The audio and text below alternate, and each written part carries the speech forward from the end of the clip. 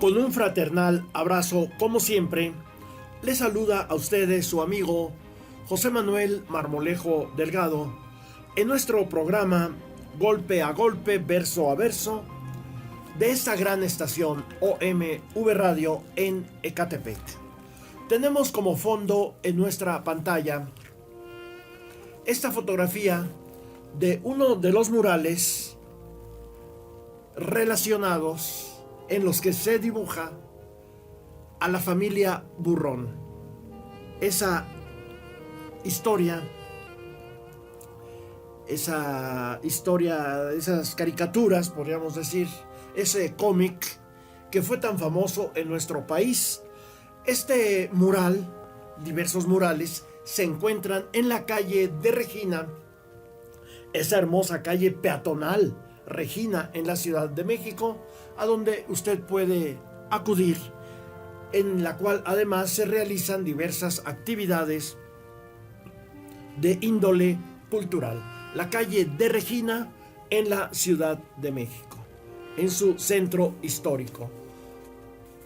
Damos continuidad a la plática que sostuvimos con ustedes en nuestra anterior sesión relacionada a diversos artículos que aparecieron en la revista Proceso en los años 80 del siglo pasado, cuya temática giraba en torno a las pretendidas modificaciones que la Iglesia Católica presionaba a hacer al gobierno y a los diputados y senadores para recuperar los privilegios que históricamente había tenido, privilegios anticonstitucionales.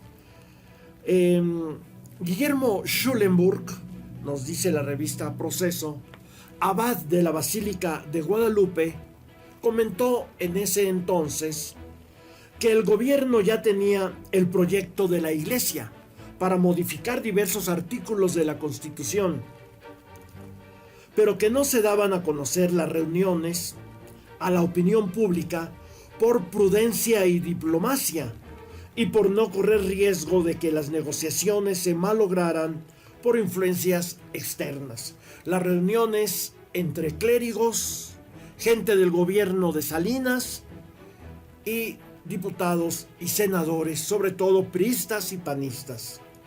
Lo mismo afirmaba el arzobispo de Hermosillo, Sonora, tierra de Obregón y Calles, Carlos Quintero Arce.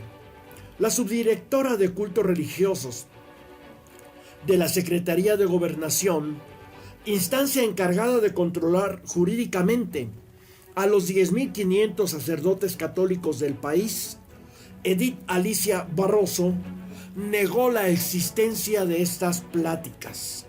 Toda la izquierda, particularmente el Partido de la Revolución Democrática, PRD, reprobó las pláticas clandestinas y afirmó que la visita del Papa, planeada para mayo de 1990, sería aprovechada para el restablecimiento de relaciones entre México y el Vaticano.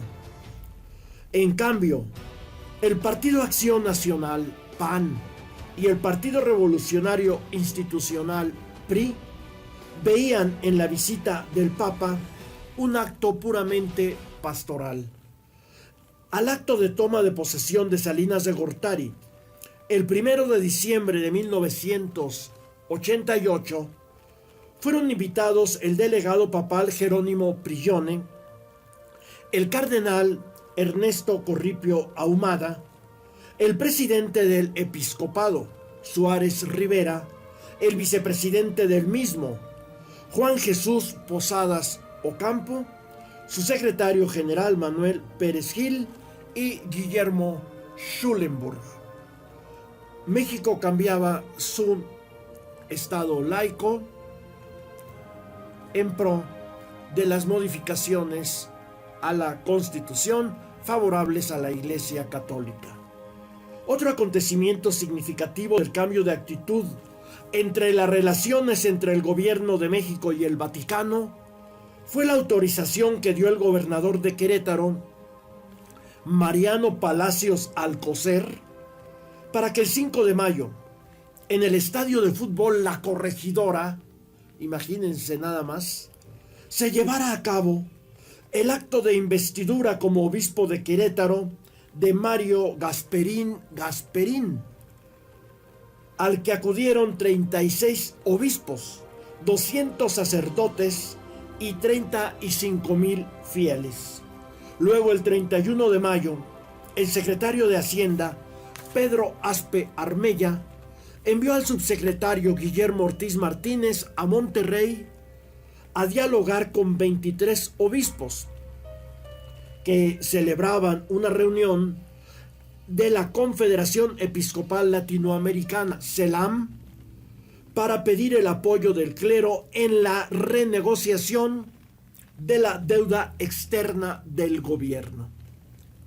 Los obispos hicieron declaraciones a la prensa brindando ese respaldo, y en julio la Confederación del Episcopado envió una carta al presidente de los Estados Unidos, George Bush, en ese sentido.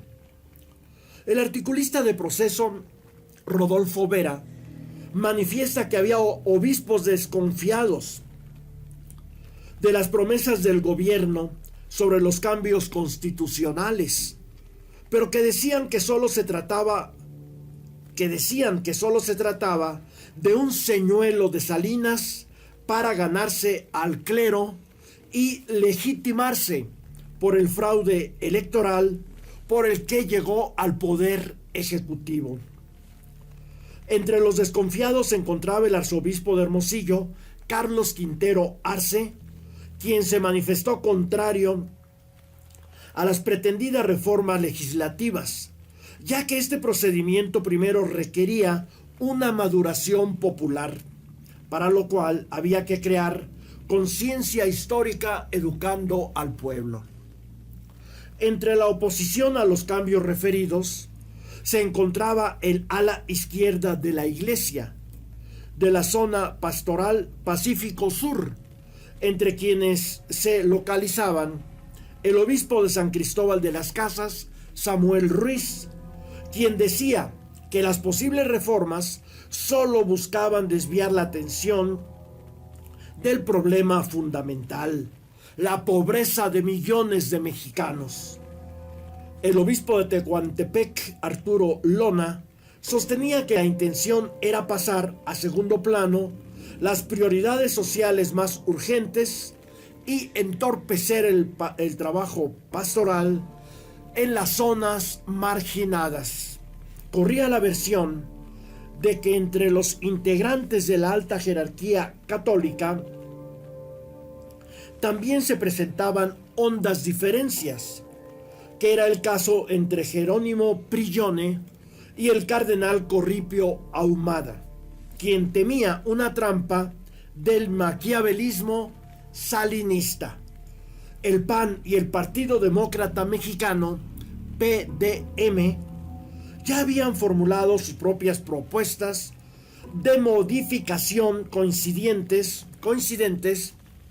con las que postulaba la Iglesia. Los partidos Frente Cardenista de Reconstrucción Nacional, el Partido Popular Socialista, PPS, pactaron el 30 de mayo no apoyar las reformas. El PRI no se manifestaba oficialmente al respecto, pero los senadores priistas Emilio M. González y Alfonso Martínez Domínguez propugnaron por la actualización de las relaciones Iglesia-Estado. El jurista Ignacio Burgoa Orihuela se manifestó a favor del cambio expresado en el artículo 130, que era obsoleto e ilegítimo, según él, afirmando que en realidad no fue aprobado por el Congreso de Querétaro, sino que pasó a la Constitución como adaptación de algunas leyes de reforma. Pidió la derogación de la ley reglamentaria de 130, expedida durante el gobierno de Calles. Habló del carácter jacobino y masónico pasado de moda, de esa legislación. El investigador universitario Luis Javier Garrido consideró que el 130 era un texto central de nuestra vida institucional y fundamento de la soberanía del Estado. El gobierno está obligado a respetarlo y que negociar a espaldas del Congreso era una traición al país, que Salinas pretendía gobernar por decreto a través de conciliábulos palaciegos. Arnaldo Córdoba destacó que el reconocimiento jurídico de la Iglesia y las relaciones con el Vaticano no conllevarían consecuencias negativas para México, pero que era un problema democrático en el que debería participar ampliamente la población, ante lo que seguramente el presidente ya tenía decidido. Soledad Loaesa, integrante del Colegio de México, decía que parecía que se actuaría de acuerdo a lo que la Iglesia deseaba. En los hechos, la Iglesia era propietaria de 3.600 escuelas en todos los niveles, 13 universidades, entre estas la Iberoamericana y la Anáhuac, lo que corroboraba lo dicho por Soledad Loaesa, de que con la reforma la Iglesia podía ser propietaria sin recurrir a terceras personas, es decir, a socios de paja, a aparentes dueños. En torno a esto, el vocero del episcopado, Genaro Alamilla, cínicamente declaró que la Constitución mexicana no era virgen pura, es decir, era violada por la Iglesia Católica y por otras más. Revista Proceso, número 666, 7 de agosto de 1989, páginas 6 a 9. De esta temática continuaremos hablando con ustedes en nuestra próxima emisión de Golpe a Golpe, Verso a Verso, de esta gran estación OMV Radio en Ecatepec. Se despide de ustedes su amigo José Manuel Marmolejo Delgado.